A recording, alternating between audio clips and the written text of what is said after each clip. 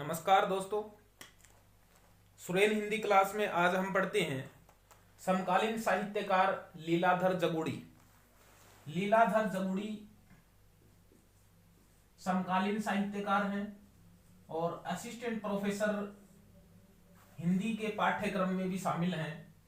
समकालीन साहित्यकारों में हमने अरुण कमल को पढ़ लिया, अशोक वाजपेयी जी को पढ़ लिया। अब लीलाधर जगुड़ी जी हैं जो महत्वपूर्ण समकालीन साहित्यकार हैं और मुख्य रूप से कवि हैं। सबसे पहले इनका जन्म कब हुआ? इनका जन्म अलग अलग तिथि जो है हमें मिलती है, लेकिन इनका सही जन्म तिथि जो है वो 1 जुलाई 1940 है। 1940 है। गलती से किसी एक बुक में मिसप्रिंट होकर 1944 छप गया, तो 1 जून 1944 भी कुछ जगह पे लिखा होता है, लेकिन 1 जुलाई 1940 जो है वो इनकी सही जन्म तिथि जो है वो मानी जाती है। और इनका जन्म स्थान जो है, जन्म स्थान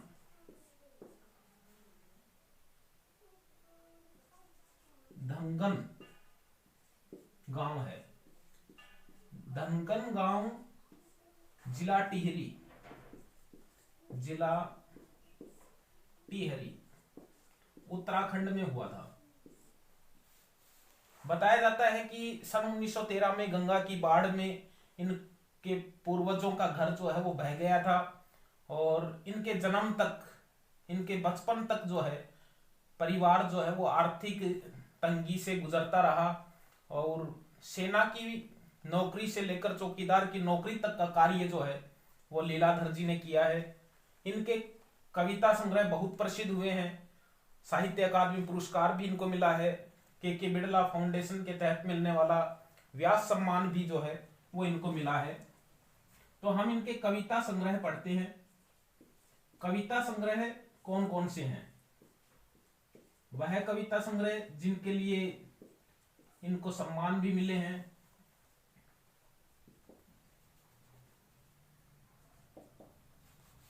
शंखमुखी, शंखमुखी शिखरों पर इनका कविता संग्रह है। 1964 में प्रकाशित हुआ था। 1964 ईस्वी में प्रकाशित हुआ था शंखमुखी शिखरों पर।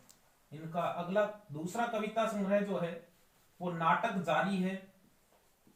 नाटक जारी है महत्वपूर्ण कविता संग्रह है। पाठ्यक्रमों में भी ये कविता चलती है इनकी। 1972 में इसका प्रकाशन जो है वो हुआ था। नाटक जारी है। इनका तीसरा कविता संग्रह इस यात्रा में 1974, इस यात्रा में 1974 में जो है इसका प्रकाशन हुआ था। चौथा कविता संग्रह इनका रात अब भी मौजूद है। रात अब भी मौजूद है। रात अब भी मौजूद है 1976 में। रात अब भी मौजूद है।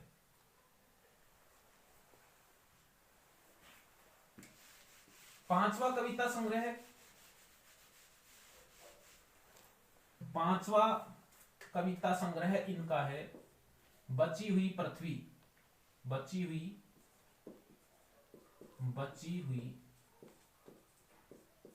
पृथ्वी है। 1977 में प्रकाशन हुआ था इसका, बची हुई पृथ्वी का।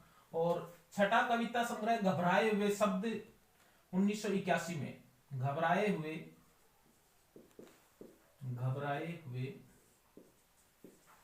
शब्द 1981 में प्रकाशन हुआ। सातवां कविता संग्रह भय भी शक्ति देता है, भय भी शक्ति देता है, शक्ति देता है 1991। और 8वां कविता संग्रह जिसके लिए इन्हें सम्मान भी मिला है, अनुभव के आकाश में चांद, आकाश में चांद 1994 में इसका प्रकाशन हुआ है। अनुभव के आकाश में चांद 1994 में प्रकाशन हुआ है। और इस रचना के लिए सन 1997 में साहित्य अकादमी पुरस्कार मिला है, साहित्य अकादमी पुरस्कार जो है वो इनको मिला है। अनुभव के आकाश में कविता संग्रह के लिए जो है, जो 1994 में जिसका प्रकाशन हुआ था और 1997 में जो है इनको साहित्य अकादमी पुरस्कार मिला है, जिसका प्रश्न बहुत बार जो है वो आता भी है। और 9 नंबर पे 9वां कविता संग्रह महाकाव्य के बिना, महाकाव्य के बिना, महाकाव्य के बिना 1995। और 10वां कविता संग्रह इनका ईश्वर की अध्यक्षता में, ईश्वर की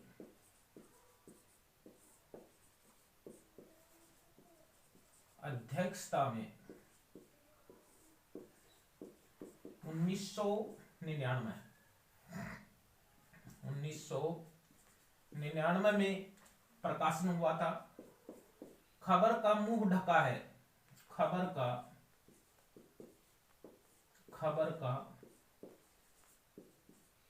मुंह ढका है, खबर का मुंह विज्ञापन से ढका है, विज्ञापन से ढका है। ये भी इनका एक कविता संग्रह है। और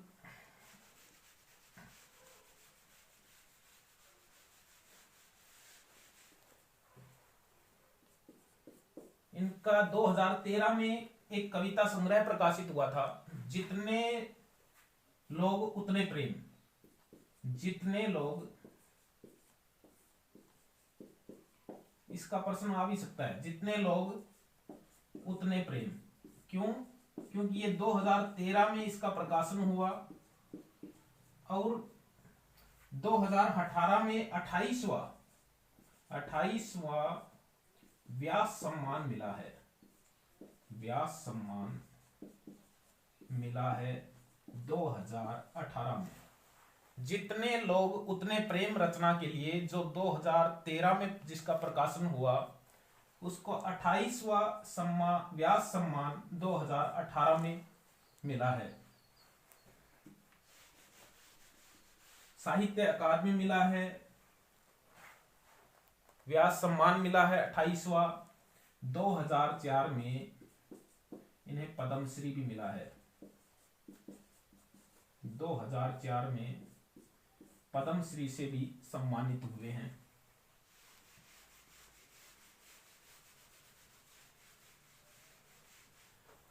हाल ही में इनका एक साक्षात्कार संग्रह जो होता है वो प्रकाशित हुआ है, लेकिन इस किताब का वाणी प्रकाशन दिल्ली से हाल ही में प्रकाशित हुआ है और जिसका शीर्षक है परसन व्यूह में प्रज्ञा, परसन व्यूह में प्रज्ञा। और ये हाल ही में, हाल ही का मतलब है 2021, 20 भी नहीं, 2021, क्योंकि अभी उनको प्राप्त भी नहीं हुआ है, लेकिन ये प्रकाशन कार्य इसका पूर्ण हो चुका है और इसमें उनके जितने भी साक्षात्कार लिए गए हैं वो सब इसमें प्रकाशित हैं, परसन व्यूह में प्रज्ञा। और साक्षात्कार को इन्होंने प्रश्न व्यूह कहा है, क्योंकि उसमें प्रश्न पूछे जाते हैं, प्रश्नों का जाल होता है और उसमें प्रज्ञा जो है, बुद्धि जो है वो फंस जाती है।